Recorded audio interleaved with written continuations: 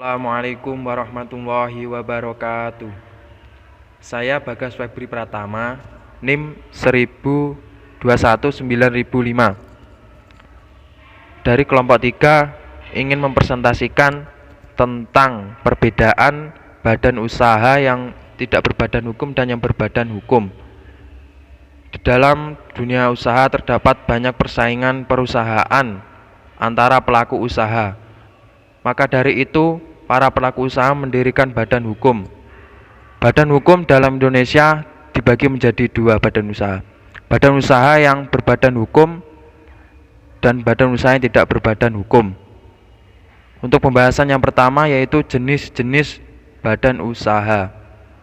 Di dalam Indonesia terdapat dua kelompok badan usaha, yaitu badan usaha yang berbadan hukum dan badan usaha yang tidak berbadan hukum.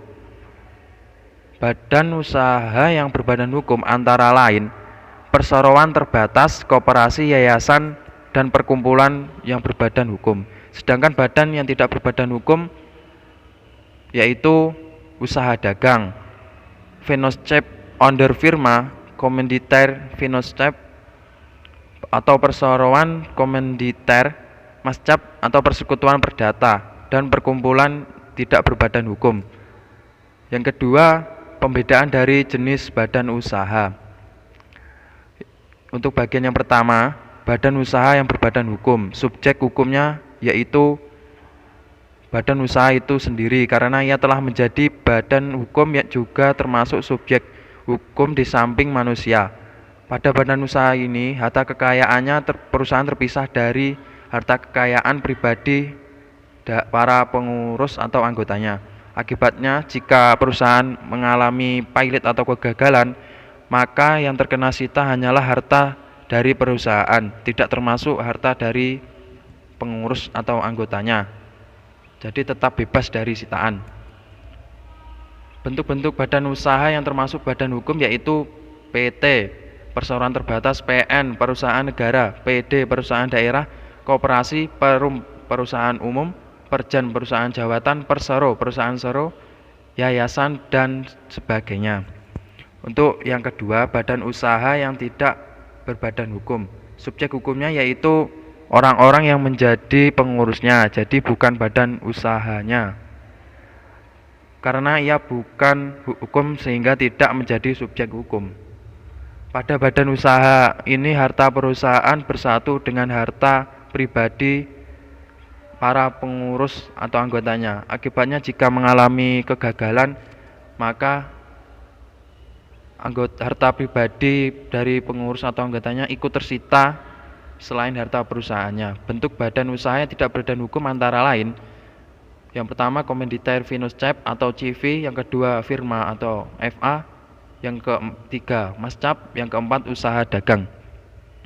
Pembahasan yang ketiga, perusahaan perseorangan dan persekutuan perdata. Perusahaan perseorangan diartikan perusahaan yang dilakukan oleh satu orang pengusaha dengan tujuan mencari laba. Perusahaan perseorangan meliputi perusahaan dagang, usaha dagang, perusahaan bangunan, perusahaan otobis.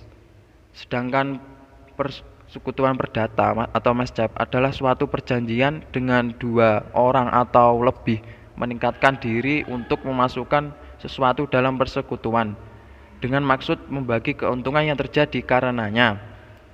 Jadi persekutuan perdata itu kebalikan dari perusahaan perseorangan.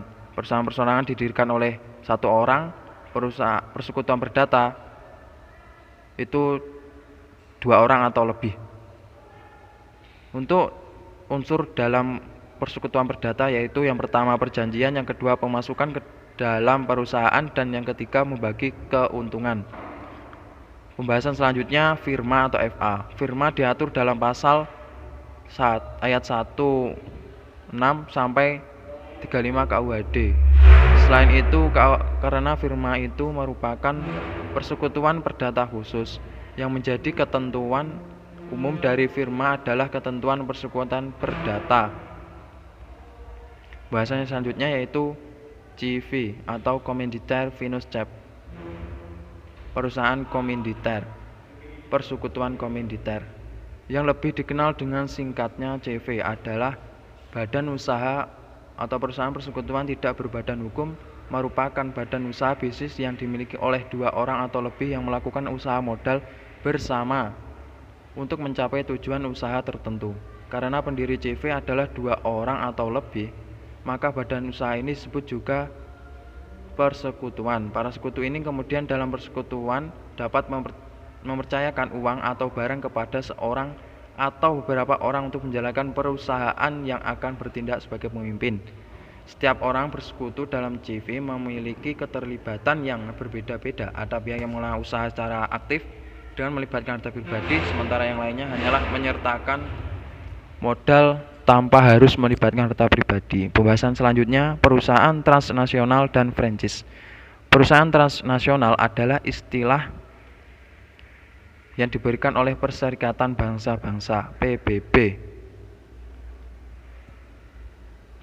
Menurut dari beberapa ahli dapat disimpulkan bahwa yang dimaksud dengan perusahaan transnasional adalah perusahaan yang dalam kegiatan operasional melintasi batas-batas kedaulatan suatu negara, di mana perusahaan tersebut pertama didirikan untuk membentuk anak perusahaan di negara lain yang dalam operasionalnya dikendalikan oleh perusahaan induknya. Jadi membentuk cabang-cabang perusahaan yang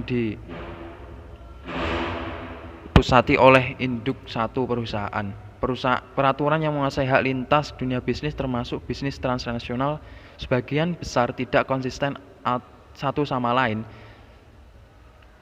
Secara teoritis terdapat kemungkinan bagi negara-negara untuk menyerasikan perundang-undangan mereka, misalnya dengan jalan mengadakan perjanjian multilateral atau memberi wewenang kepada badan supranasional untuk mengumumkan seperangkat peraturan yang mengikat.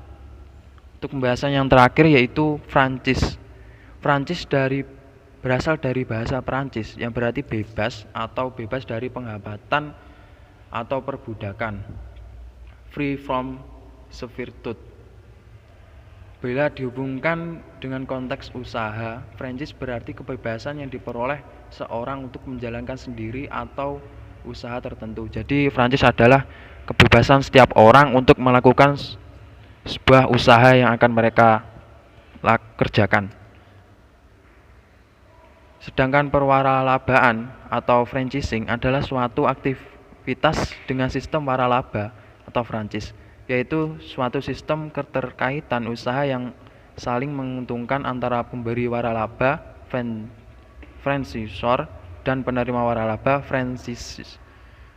Konsep waralaba muncul dari hasrat ekspansi pengusaha-pengusaha yang ingin memperluas jaringan usahanya menembus batas negara. Volume pasar nasional yang telah jenuh memaksa pengusaha-pengusaha Amerika Serikat menyeberang ke mancanegara untuk menyiasati peraturan-peraturan di negara yang dituju, terutama peraturan tentang kepemilikan, maka digunakan konsep waralaba. Franchise ini bisa disebut juga waralaba.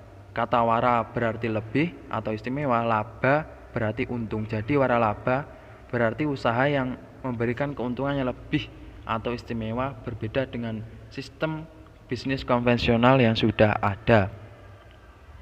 Jadi itu tadi